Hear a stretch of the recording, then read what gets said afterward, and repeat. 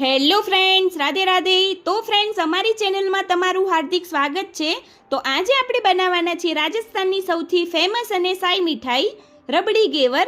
આ ગેવર ખાવામાં બહારથી કરકરો, અંદરથી રસદાર અને ઉપરથી ઘટ મલાઈદાર રબડી સાથે તૈયાર કરીશું. તો આ વિડીયોને અંત સુધી જરૂરથી જોજો. અને આ વિડીયો જોતા પહેલાં અમારી ચેનલ સબસ્ક્રાઈબ ન કરી હોય તો પ્લીઝ પહેલાં સબસ્ક્રાઈબ કરી લો. અને હા, બેલ આઇકન જરૂરથી દબાવજો, તો તમને આવી નવી નવી રેસીપી ઇઝીલી જોવા મળી જશે. તો ચલો હવે જલ્દીથી રેસીપી સ્ટાર્ટ કરીએ. સૌપ્રથમ આપણે એક બાઉલ લઈ લઈએ. બાઉલની અંદર 4 થી 5 ચમચી જેવું ગરમ કરેલું ઘી એડ કરીશું. હવે એની અંદર આપણે 2 આઈસ ક્યુબના ટુકડા એડ કરીએ. હવે આ બંને વસ્તુને આપણે સારી રીતે ફેંટી લઈશું.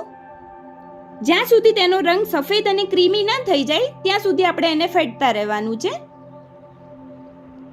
હવે જે આપણું ઘી હતું એ પ્રોપર કલર બદલાઈ ગયું છે, સફેદ રંગ અને ક્રીમી થઈ ગયું છે. હવે એની અંદર જે વધારાનું પાણી અને આઈસ ક્યુબ છે એને આપણે કાઢી લઈએ. હવે આવી રીતે પ્રોપર સફેદ રંગ વાળું થઈ ગયું છે. હવે એની અંદર આપણે 1 કપ મેદાનો લોટ એડ કરીશું. હવે 2 ચમચી ચણાનો લોટ એડ કરીએ. હવે આ 2 લોટને આપણે સરસ રીતે મિક્સ કરી લઈશું. આવી રીતે પ્રોપર બંને જે લોટ છે એને મેં સરસ રીતે મિક્સ કરી લીધા છે. હવે એની અંદર આપણે થોડું થોડું કરીને ઠંડુ પાણી એડ કરીશું. આપણે ઠંડા પાણીનો જ ઉપયોગ કરવાનો છે. હવે એની અંદર થોડું થોડું ઠંડુ પાણી એડ કરતા જઈએ અને એક સ્મૂથ બેટર તૈયાર કરીએ. આવી રીતે સરસ રીતે હાથની મદદથી મિક્સ કરતા જઈશું અને એક સ્મૂથ બેટર તૈયાર કરીશું.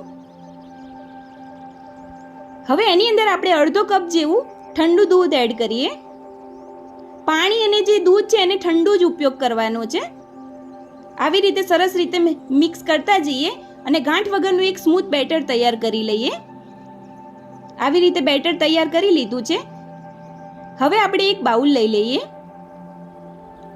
બાઉલની અંદર આપણે ગળણી મૂકી દઈશું અને ગળણીની મદદથી જે બેટર તૈયાર કર્યું છે એને સરસ રીતે ગાળી લઈએ, જેથી બેટરની અંદર જે ગાંઠ હોય એ દૂર થઈ જાય અને એક સ્મૂથ બેટર તૈયાર થઈ જાય.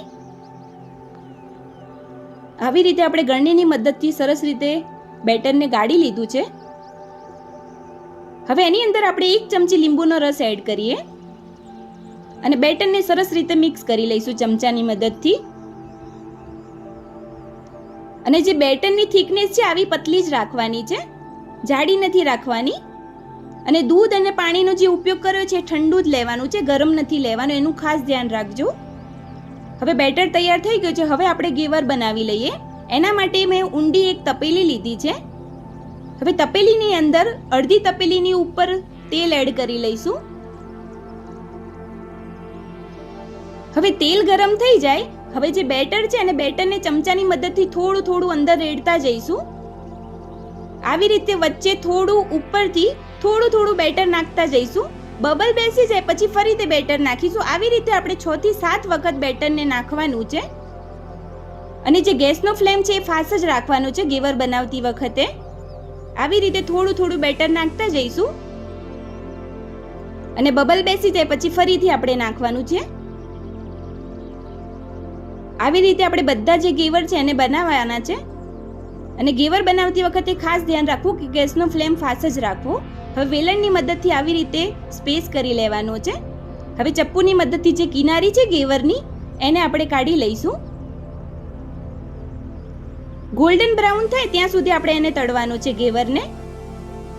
હવે જે આપણું ગેવર છે ગોલ્ડન બ્રાઉન કલરનો થઈ ગયો છે, ક્રિસ્પી એકદમ. હવે વેલણની મદદથી આપણે ઇઝીલી એને બહાર કાઢી લઈશું. આવી રીતે આપણે બધા જે ગેવર છે એને તળી લેવાના છે. ગોલ્ડન બ્રાઉન થાય ત્યાં સુધી આપણે એને તળી લેવાના છે. આવી રીતે મેં બધા જે ગેવર છે એને પ્રોપર રીતે તળી લીધા છે. અને ગેવરનો કલર એકદમ ગોલ્ડન બ્રાઉન આવી ગયો છે પ્રોપર, અને ક્રિસ્પી પણ થઈ ગયા છે આપણા ગેવર. હવે આપણે ખાંડની ચાસણી બનાવીશું. એના માટે આપણે એક પેન લઈ લઈએ. પેનની અંદર આપણે 1 કપ ખાંડ એડ કરીશું અને 1 કપ ખાંડની સાથે આપણે 1 કપ પાણી એડ કરીએ. હવે બંને વસ્તુને આપણે સરસ રીતે મિક્સ કરી લઈએ અને એક થોડી જાડી ચાસણી બને એવી ચાસણી બનાવીને તૈયાર કરીશું. હવે ફ્લેવર માટે થોડી ઇલાયચી પાવડર એડ કરીએ અને સરસ રીતે મિક્સ કરી લઈશું. એક તારની ચાસણી થાય ત્યાં સુધી આપણે એને ઉકાળવાનું છે. આવી રીતે આપણી ચાસણી છે પ્રોપર તૈયાર થઈ ગઈ છે. હવે આપણે રબડી બનાવીશું. એના માટે એક કઢાઈ લઈ લઈએ. કઢાઈની અંદર આપણે 1 વાટકી દૂધ એડ કરીશું. હવે જલ્દી રબડી બની જાય એના માટે મેં 1 કપ જેવો મોરો માવો લીધો છે, એને એડ કરી લઈએ. હવે બંને વસ્તુને સરસ રીતે મિક્સ કરી લઈશું અને થોડી વાર માટે ઘટ થાય ત્યાં સુધી આપણે એને શેકાવા દઈશું. હવે રબડીમાંથી થોડો સ્વીટ સ્વાદ આવે એમાં સ્વાદના એકોર્ડિંગ આપણે ખાંડ એડ કરી લઈએ. તમે જેટલું સ્વીટ ખાઈ શકતા હોય એટલું ખાંડનો ઉપયોગ કરીશું. હવે સરસ રીતે ખાંડ ઓગળી જાય ત્યાં સુધી આપણે એને શેકાવા દઈએ રબડીને. હવે જે આપણી રબડી છે એ શેકાઈ ગઈ છે અને ઘટ થઈ ગઈ છે. હવે એની અંદર આપણે થોડું ઇલાયચી પાવડર એડ કરીશું ફ્લેવર માટે, જેથી ફ્લેવર ખૂબ જ સરસ આવશે. હવે સરસ રીતે મિક્સ કરી લઈએ. હવે જે આપણી રબડી છે પ્રોપર રીતે તૈયાર થઈ ગઈ છે. હવે રબડીને આપણે થોડી વાર માટે ઠંડી થવા દઈશું, પછી જ એને એડ કરવાની છે. હવે ત્યાં સુધી આપણે એક પ્લેટ લઈ લઈએ. પ્લેટની અંદર આપણે આવું એક સ્ટેન્ડ મૂકી દેવાનું છે. હવે સ્ટેન્ડની ઉપર જે ઘેવર તૈયાર કરેલો છે એને મૂકી દઈશું. હવે જે ખાંડની ચાસણી તૈયાર કરી છે આપણે એ ચમચીની મદદથી આપણે થોડી થોડી ઘેવર ઉપર રેડીશું, જેથી એનો સ્વીટ સ્વાદ આવી જાય. આવી રીતે ધીમે ધીમે ચમચીની મદદથી ચાસણી એડ કરવાની છે, જેથી અંદર સુધી ચાસણી છે આપણી ઉતરી જાય. હવે જે આપણી રબડી છે ઠંડી થઈ ગઈ છે. હવે એને પાથરી લઈએ ઘેવર ઉપર. આવી રીતે આપણે આખા ઘેવર ઉપર રબડી જે છે એને સ્પ્રેડ કરી લેવાની છે.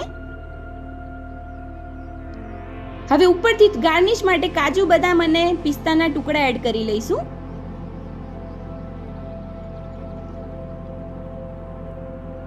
હવે થોડી ગુલાબની પાંખડી એડ કરી લઈએ.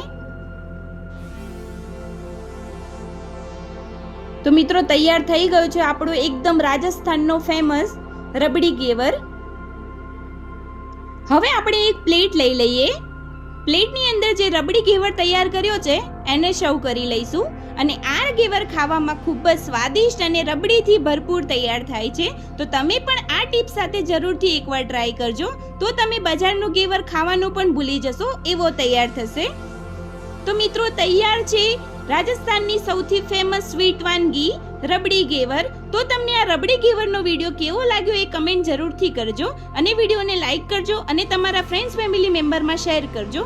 અને હા, અમારી ચેનલ સબસ્ક્રાઇબ ન કરી હોય તો પ્લીઝ સબસ્ક્રાઇબ કરવાનું ભૂલતા નહીં. હવે ફરી મળીશું આવી નવી રેસીપી ટિપ્સ સાથે. રાધે રાધે.